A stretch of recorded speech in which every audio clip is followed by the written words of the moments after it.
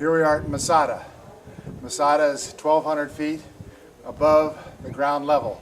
In the background is the Dead Sea, the lowest place on earth. It's a place of the Rift Valley between Africa and Asia, the great rift zone that starts in the south from Lake Zimbabwe up through Lake Tanganyika, up to Lake Victoria and through the Red Sea, up to the Dead Sea and up to the Jordan River. We're way below sea level because the earth cracked. They call it tectonic plates.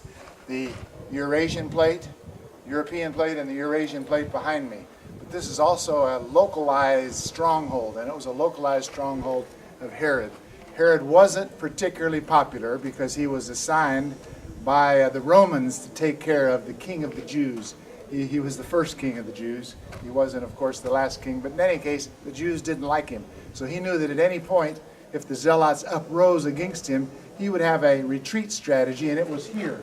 And all of these buildings, all of these houses, all of these storehouses were filled with water and food supply to last him through retirement if he got kicked out of Jerusalem, not too far away, about a 3 days walk or a 3-hour bus ride, whichever you're doing, whatever your chariot might be. So here we are at Masada. Well, what happened, of course, is you know the story. In 70 AD, the Zealots, starting out in Caesarea, erupted against Rome, even though they didn't have a chance. And the Romans rebelled, put them down, they burnt the temple, they destroyed all of the buildings. There wasn't one stone heaped upon another stone, and the Jews scattered, else they would be killed. But a batch of them came here, about 3,000 of them, under Eleazar. And they withheld Pompey and Titus down below, about 1,200 feet below. You can see the depth. And they were able to do that for 3 years. But at the last moment, the Romans built a giant ramp and a battering ram, and they came up and over the top. Well, the night before they came over the top, the Jews decided to do one thing. They could either go into slavery and prostitution with their children and their beautiful wives, or they could do something else. They could go straight to heaven by taking their own lives, and that's what they did. And so they drew lots. Every man killed his own children and his wife, and they drew lots to see who would kill one another.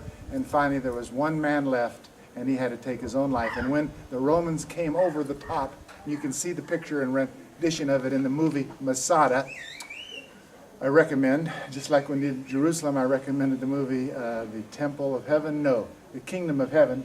You see that the Romans were shocked. All of the Jews were dead, and they couldn't take any slaves and punish them for the 70,000 soldiers that died here to try to take Masada. So to the Jews today, it's kind of a valley forge. It's kind of a place of beefing up. It's kind of a place for zealots, and most zealots will walk up here about 1,200 feet from the bottom where we started. We came up on cable car, but others of us would ride up to understand the sacrifice that was made here for the state of Israel, which of course wasn't cashed in on because they lost the battle. That was the last battle, 73 AD, and then there was the diaspora, which means scattering around the world, but not living here, and slowly coming back till 1948 when the state of Israel was first created, 2,000 years later, and now what we have today in 2008